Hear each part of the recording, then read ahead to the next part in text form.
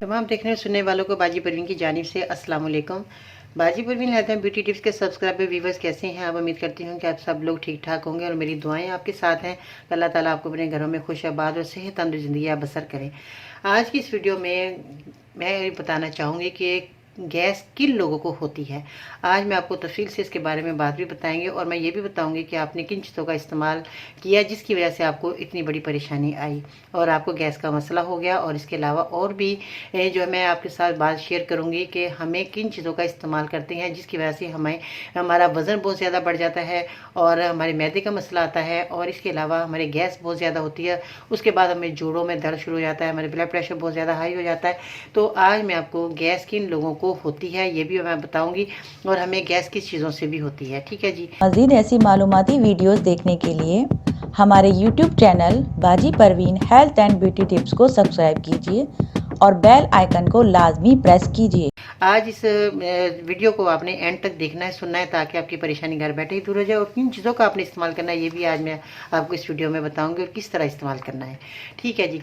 सबसे पहले तो मैं कहना चाहूँगी सिरगढ़ नोशी करना, मैदे का मसला हो, वज़न ज़्यादा होना और बैठने से हमें गैस बहुत ज़्यादा हो जाती है, जल्दी जल्दी पानी पीना, मीठा ज़्यादा खाना, बाज़ार का खाना खाना, बेकरी का सामान खाना, चाय कॉफ़ी स्ट्रोंग पीना, इससे भी हमें बहुत ज़्यादा गैस का मसला आ जाता है।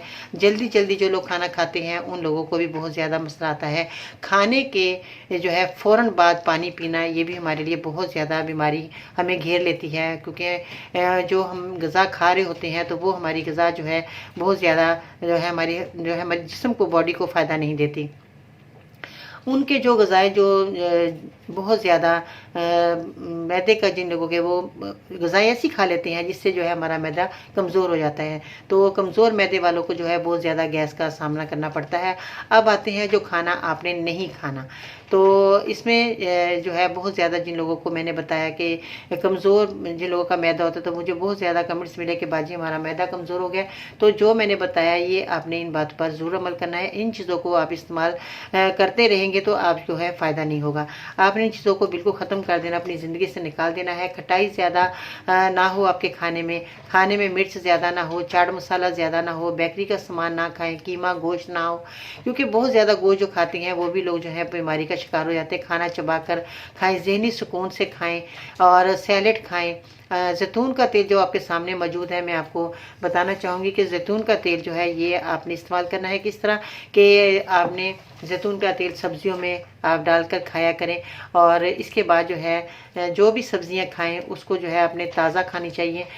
कब्ज़ ज़्यादा जिन लोगों को बहुत ज़्यादा होती है तो वो जैतून का तेल डालकर खा सकते हैं। जैतून का तेल आपके लिए बहुत अच्छा है, तो आपको कब्ज़ नहीं होएगी। और इसके बाद छिलका इसबगोल का जो आपके सामने मौजूद है, इसबगोल का छिलका और रोगने ज़ैतून आप जो है नीम गर्म पानी से आप इस्तेमाल किया करें। ये आपके लिए बहुत अच्छा है, आपकी आंतों के लिए बहुत अच्छा है। जिन लोगों को बहुत ज़्यादा कब्ज़ की शिकायत रहती है तो हमारी कब्ज़ के लिए ये है, आंतों के लिए और बहुत ज़्यादा पेट का निज़ाम जिनका ख़राब रहता है तो वो इसबगोल का छिलका और जैतून का तेल इस तरह इस्तेमाल करेंगे जिस तरह मैंने बताया कि नीम गर्म पानी से आपने पीना है। नाश्ते से 1 घंटा पहले आप वॉक किया करें 30 मिनट तक। तंदुरुस्त है या बीमार है वो बंदा वॉक ज़रूर करे। इस तरह जो है उनको बहुत ज़्यादा उनकी बीमारियाँ ख़त्म होती हैं। खाने के दरमियान पानी जो आपने घूंट घूंट करके पीना है तो आपको बहुत अच्छा लगेगा, आपको फ़ायदा हो जाएगा। और दूध और दही से एलर्जी जिन लोगों को हो रही है वो लोग दही और दूध का इस्तेमाल ना करें। बाज़ लोगों को जो है दही जो है खाने से उनको नज़ला ज़ुकाम हो जाता है, खांसी हो जाती है, खट्टी दही इस्तेमाल करते हैं तो बीमार हो जाते हैं। और बाज़ लोग जो दूध से उन लोगों को बहुत ज़्यादा एलर्जी होती है, दूध पीने से जो है उनकी परेशानी बढ़ जाती है। तो अगर आप दूध पीना ही चाहते हैं तो उसमें सौंफ डालकर 1 चम्मच आप दूध को पका लिया करें, तो वो दूध आप इस्तेमाल करें तो आपको गैस नहीं बनेगी। ये मेरा बहुत ही आज़मूदा नुस्खा था जो मैंने आज आपको बताया। वैसे तो मेरे सारे आज़मूदा तजर्बे से गुजरे नुस्खे होते हैं, तो आज ये कामयाब नुस्खा जो है मैंने आपकी खिदमत में पेश किया। आप इन चीज़ों का इस्तेमाल करें और गर्मी सर्दी आप ये मेरा नुस्खा इस्तेमाल कर सकते हैं। बच्चे हों बड़े हों सब लोग ये नुस्खा इस्तेमाल करके अपनी बीमारी को दूर कर सकते हैं।